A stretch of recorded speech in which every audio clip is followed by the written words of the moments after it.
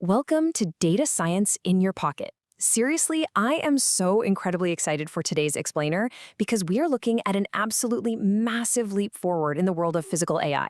Today, we're essentially unboxing Nvidia's brand new Cosmos 3. If you've been working with World Foundation models, or maybe you're out there building AI for robotics or autonomous systems, you know firsthand just how insanely complex the workflows have gotten. Well, Cosmos 3 is stepping in to change the game entirely.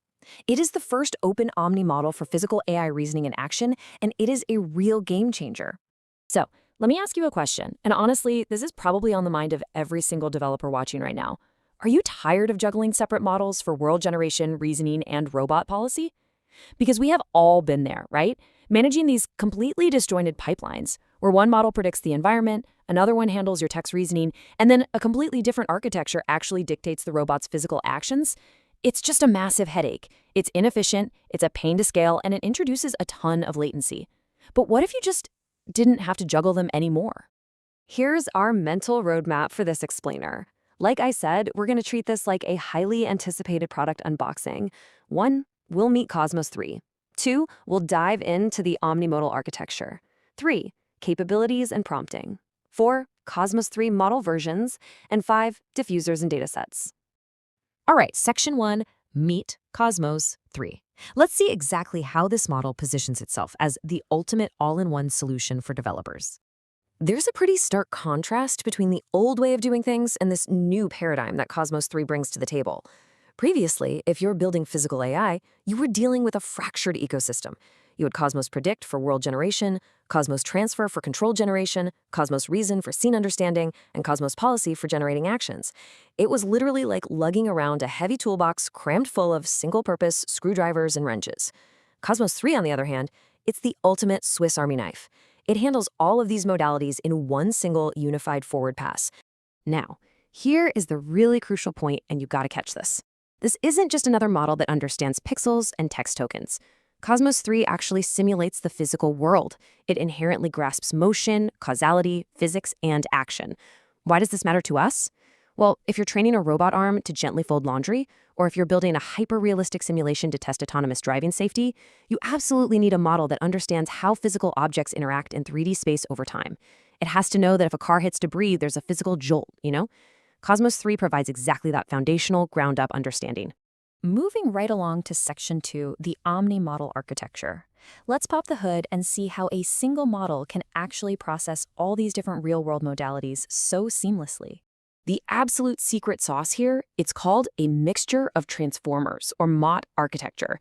Instead of just sort of duct taping different models together, Cosmos 3 relies on a single MOT backbone. So how does it handle such wildly diverse inputs? It uses dedicated encoders. You've got a vision transformer for visual understanding, a variational autoencoder for visual and audio generation, and these domain-aware vectors built specifically for actions. These dedicated encoders take your text, image, video, audio, and physical action data, and they project them all into one shared representation space before they ever even hit that transformer backbone. Now, inside that architecture, the input sequence actually splits into 2 distinct subsequences. First up, you have the autoaggressive, or AR subsequence. This handles the reasoning and understanding part through next token prediction, which is pretty much exactly like a traditional large language model. Then you have the diffusion, or DM subsequence, and that handles generation through iterative denoising to create really crisp video or audio. And here is where the magic really happens. These two use totally separate parameter sets within the transformer layers, but they interact through joint attention. That means the reasoning side and the generating side are constantly talking to each other. It lets the model act as a vision language model, a video generator, or a robot policy, all without changing the underlying architecture. Just brilliant. Okay, Section 3, Capabilities and Prompting. Now that we know the specs, let's look at what Cosmos 3 can actually do in the wild and how you can get the best results out of it.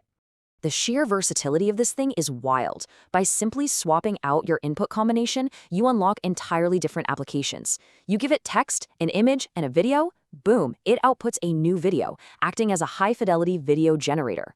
Feed it text and video, and it outputs text, functioning as a vision language model describing exactly what's happening. But take a look at the robotics applications here. If you input an action, an image, and text, it outputs a video predicting what will happen next. That is a forward dynamics model. input text and video, and it outputs the specific action required to achieve that state. That's an inverse dynamics model. And finally, feed it an image and text, and it generates both video and action, serving as a complete policy model for a robot, all from the exact same model. No way, right? Of course, to get those amazing outputs, you really need to know how to prompt it correctly. The docs give us some super actionable advice here. If your goal is video generation, you want to use highly detailed, descriptive narrative paragraphs. Describe the lighting, the camera angle, the specific movement, paint a picture. But if you're doing action generation, say telling a robot to move a specific object, you actually need to flip your style entirely. Use concise instructions with crystal clear spatial references. Instead of writing a novel, just tell it, put the pot to the left of the purple item, captured from a first-person perspective. Precision is absolutely key when you're dealing with physical action. Which brings us to Section 4, Cosmos 3 model versions. It's great to talk about all these capabilities, but let's talk hardware and look at the actual weights you can download today. Nvidia dropped 2 distinct sizes for this launch. On one side, we have Cosmos 3 Nano. This is a 16 billion parameter model split evenly with an 8 billion parameter reasoner and an 8 billion parameter generator. It is highly optimized for efficient inference and is specifically built to run on workstation-grade compute like an RTX Pro 6000 GPU. Then on the other side, we have Cosmos 3 Super. This is the absolute heavy-duty 64 billion parameter giant. It's designed for massive, large-scale synthetic data generation and cutting-edge research. And for sure, it requires serious hardware, like Nvidia Hopper or Blackwell GPUs. So look, whether you are iterating locally at your desk or scaling up massively in the data center, there is a version built for your workflow. All right, last but not least, Section 5, diffusers and datasets. Let's unpack the accessories included in this release and see how you actually integrate Cosmos 3 into your code. Honestly, one of my absolute favorite parts of this entire release is just how completely frictionless the adoption is.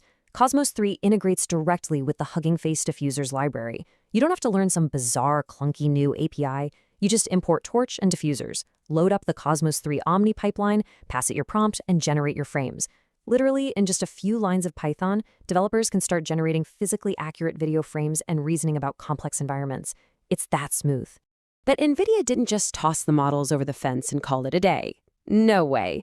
They also released a massive treasure trove of synthetic data generation, or SDG, datasets to help the community out. We're talking embodied robot scenes, precise physical interaction physics data pulled from Isaac Sim, spatial reasoning scenarios, digital human motion, autonomous driving simulation data, and even warehouse operation safety scenes.